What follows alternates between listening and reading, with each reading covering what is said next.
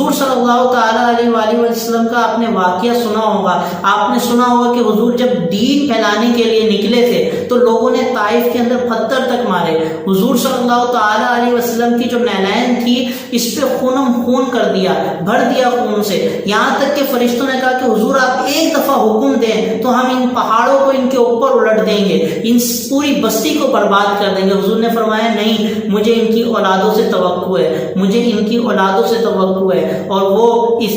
ایمان لے کے آئیں گے، اور وہ میرے رب کی حمد بھی کریں گے، ثنا بھی کریں گے، میری نعت بھی پڑھیں گے۔ حضور نے فرمایا مجھے ان کی نسلوں سے توقع ہے۔ اس کے بعد حضور اپنا کام کرتے رہے، کیونکہ قرآن پاک کے اندر آتا ہے کہ جو لوگ ہمارے راستے میں کوشش کرتے ہیں ہم ان کے لیے رستہ ضرور بناتے ہیں، ان کو رستہ ضرور دکھاتے ہیں۔ میرے محترم نوجوانوں، میرے ساتھیوں، اس بات کو یاد رکھو، جب انسان کسی چیز کو کرنے کے لیے چلتا ہے تو وہ اس بات کو یاد رکھے، یہ جو ذہن کے اندر اس کی بات آتی ہے نا کہ میں یہ کام کروں، اس کام کو کر کے میں آگے نکلوں، کامیاب ہوں، تو یہ بھی اللہ تعالیٰ ڈالتا ہے، اور جو مشکلات آتی ہیں اس کام میں کامیاب ہوتے وقت اس کو بھی اللہ تعالیٰ ہی دور فرماتا ہے۔ تو اپنے رب پر یقین کرو اور آپ اللہ کی بارگاہ میں ایک دفعہ چلو، ایک دفعہ اللہ کی بارگاہ میں محنت کر کے دکھاؤ، آپ دیکھو گے کہ آپ کو کیا کیا فائدے حاصل ہوتے ہیں۔ حضور کے اس واقعے سے ہمیں 2 سے 3 چیزیں بڑی پیاری ملتی ہیں۔ حضور فرماتے ہیں کہ مایوسی اپنے دل میں داخل مت ہونے دو، کبھی مایوس نہ ہو،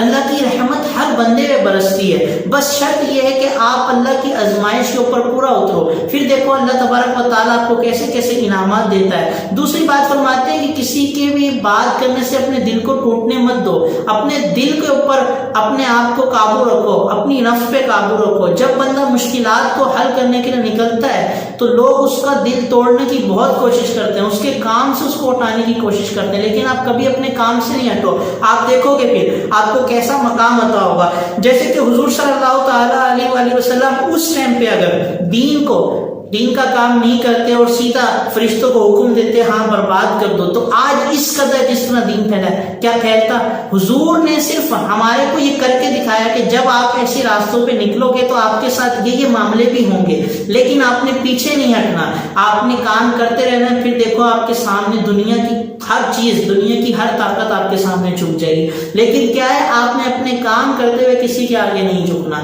یہ حضور نے سکھایا اور ہم لوگوں نے دیکھا۔ تو اب ہمارے لیے سب سے بڑی چیز تو یہ کہ ہمارے سامنے جو سب سے بڑے آئیڈیل ہیں وہ حضور ہیں، تو حضور کی سیرت کو دیکھتے ہوئے بھی اگر ہم اس چیز کو اپنا لینا تو ہمارے لیے مشکل نہیں ہے، ہماری کامیابی ہم سے دور نہیں ہے، ہم ہر کام میں کامیاب ہو سکتے ہیں۔ صرف شرط یہ ہے کہ ہم اپنے کام کو مستقل مزاجی کے ساتھ کریں، جس چیز کو کریں اخلاص کے ساتھ کریں۔ جیسے کہ بہلول دانا کے بارے میں آتا ہے کہ ایک دفعہ کسی نے ایک درویش سے پوچھا کہ آپ نے علم کو کیوں چھوڑ دیا؟ تو ان درویش نے کہا کہ میں جب علم سیکھنے گیا تو مجھے پتہ لگا اگر اخلاص کے ساتھ انسان چھوٹا سا عمل کرتا ہے اللہ تبارک و تعالیٰ اس عمل کو عظیم بنا دیتا ہے اور اس کو وہ مراتب عطا فرماتا ہے جو اس بندے کے گمان میں بھی نہیں ہوتے۔ لیکن اگر اخلاص کے بغیر بندہ علم حاصل کرے تو وہ نفس اس کا متکبر ہو جاتا ہے اور اس کو کوئی فائدہ نہیں ہوتا، لیکن بغیر اگر بندہ صرف اخلاص کے ساتھ اللہ کی عبادت کرے تو اللہ تعالیٰ اس جاہل کو بھی اپنے قریب کر لیتا ہے جو اخلاص کے ساتھ اللہ کی عبادت کر رہا ہے۔ تو وہ بزرگ فرماتے ہیں میں نے اس چیز کو اپنایا کہ پہلے میں اخلاص کے بارے میں سیکھوں، اخلاص کے بارے میں جانوں کہ اخلاص کتنے قسم کا ہوتا ہے اور انسان کا اخلاص کیسا ہونا چاہیے علم دین حاصل کرنے کے لیے۔ تو یہ بہت گہری باتیں ہیں، جب آپ کے اندر اخلاص پایا جاتا ہے، آپ جس کام کو کرتے ہیں اس میں اچھی نیت پائی جاتی ہے تو آپ کامیاب بھی ہوتے ہیں اور کامرانی بھی آپ کو ملتی ہے۔ تو اس لیے اپنے اندر ہر چیز